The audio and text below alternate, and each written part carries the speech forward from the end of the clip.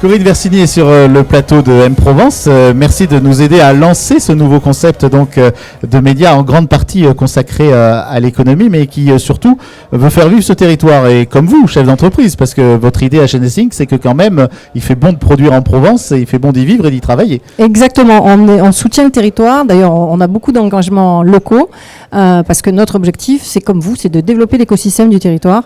Et comme je le dis et je répète à chaque fois, Apple ne serait pas devenu Apple sans la Silicon Valley et inversement. Et nous avons l'équivalent de la Silicon Valley du côté de Rousset où vous travaillez. Exactement, on a énormément de production électronique, mais pas que l'électronique, on fait aussi de la chimie fine, c'est ce que nous faisons, pour faire les matières premières pour l'électronique, mais l'électronique aussi de demain. Expliquez-nous l'activité de Genesync pour ceux qui ne vous connaîtraient pas encore. Eh bien, alors, nous fabriquons des matières premières, c'est-à-dire nous fabriquons des produits qu'on appelle des encres parce qu'ils sont déposés avec des imprimantes, qui sont conducteurs, semi-conducteurs et qui permettent de faire donc des objets connectés, souples, légers et qui consomment très peu. Et aujourd'hui, vous arrivez à commercialiser ces solutions. Vous êtes déjà dans une phase qui a dépassé le statut de la start-up en fait. On est en train de dépasser le statut de la start-up. Je pars dans 10 jours aux États-Unis pour négocier de gros partenariats avec de gros industriels. Comme ça, ce sont eux qui feront notre commercialisation et nous continuerons à faire la recherche-développement et la production en Provence. Vous arriverez à être crédible ici, alors qu'on dit souvent que l'image du territoire n'est pas forcément extraordinaire à l'international. Franchement, moi, j'ai pas trop ce problème. Et en plus, on va bientôt renforcer notre board avec de très très gros calibres. Dès que ce sera officiel, je pourrai l'annoncer. Mais là, je vous dis, ça va être un super scoop. Et qui viendront habiter en Provence ? Ce sont des gens qui ont déjà des attaches en Provence et qui viendront pour faire nos conseils d'administration à côté d'Aix-en-Provence, donc à Rousset. Vos salariés, vous arrivez à les trouver sur place aussi. Il y a un écosystème, comme on dit maintenant, qui correspond aux besoins d'une entreprise comme la vôtre en matière de formation, de logement, d'équipements sociaux. Vous avez tout ce qu'il vous faut sur place ? Alors, on a une très grosse université qui est la MU. Il y a quand même 75 000 étudiants à la MU, donc on a de quoi faire. L'infrastructure et les logements, j'avoue que ça pêche un peu. On attend beaucoup de la métropole, que ce soit une métropole de projet ou autre. Nous, on s'en fiche. Nous, ce qu'on veut, c'est qu'une métropole qui nous construise des infrastructures et du logement, parce que nos salariés, ils ont du mal à se loger et à venir travailler à Rousset. Et en matière de financement ? En matière de financement, on va plutôt à l'étranger. Parce que comme on a des financements aujourd'hui qui vont être des gros financements de développement, en France, on a du mal à trouver. Mais, j'ai pas dit mon dernier mot.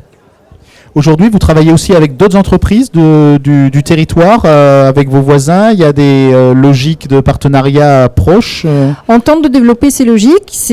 Au début, on travaille beaucoup avec Henri Fabre, avec Airbus Hélicoptère, parce que eux, ils sont vraiment à la pointe. Et puis, c'est du militaire, donc ils ont vraiment besoin de nouvelles technologies. On travaille un peu avec ST Microélectronique. On fait beaucoup de projets collaboratifs, mais avec des entreprises aussi françaises et des laboratoires de la MU. Bien entendu, et on essaye de faire venir des entreprises françaises et étrangères sur le territoire. On vient de gagner un projet européen, donc l'Europe a reconnu notre compétence, c'est un projet H2020 dont on est les leaders, et 2 millions sur 2 ans, c'est pas mal. Et vos solutions peuvent être adaptées aux grandes filières du territoire, la sécurité, la santé Oui. Surtout la santé, parce qu'on a des produits qui sont très spécifiques et que l'on peut utiliser très facilement dans tout ce qui est biosensor, biocapteur, pour, ne serait-ce qu'un exemple, faire la lentille de Google, la lentille qui capte le glucose dans les larmes. Voilà, ça on peut faire. D'accord. Aujourd'hui, vous voyez votre évolution comment, y compris personnelle, vous allez aller vers le développement maximum de l'entreprise, ou bien à un moment, vous, j'allais dire, succomberez aux sirènes de revendre à un grand groupe cette entreprise ou... Franchement, on veut faire quelque chose de pérenne. Si la pérennité de l'entreprise passe par une revente, on revendra. Si ça passe par autre chose, on fera autre chose. On est ouvert à tout. On prépare tout. Même éventuellement une entrée en bourse, pourquoi pas. Ce qui est sûr, c'est que si on s'y prépare pas, on pourra jamais y aller. Donc on le prépare et puis on ne sait pas si on le fera. Après on fera en fonction de la réalité économique du moment et de ce qu'il faut faire pour que l'entreprise soit pérenne. À un moment, vous avez pris des risques.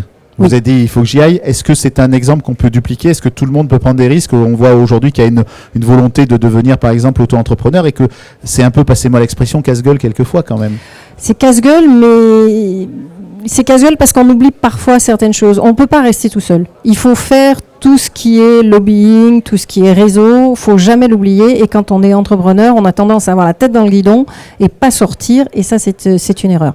Et c'est une erreur que j'ai pu éviter parce que j'ai eu très vite un numéro 2 qui m'a très très bien aidé à l'intérieur. Donc l'accompagnement, c'est quelque chose de très important dans l'entreprise. Énorme. Mais on est bien accompagné ici. On a des incubateurs, des pépinières qui sont quand même très très dynamiques. Merci. Avec grand plaisir. À bientôt. À bientôt. Au revoir.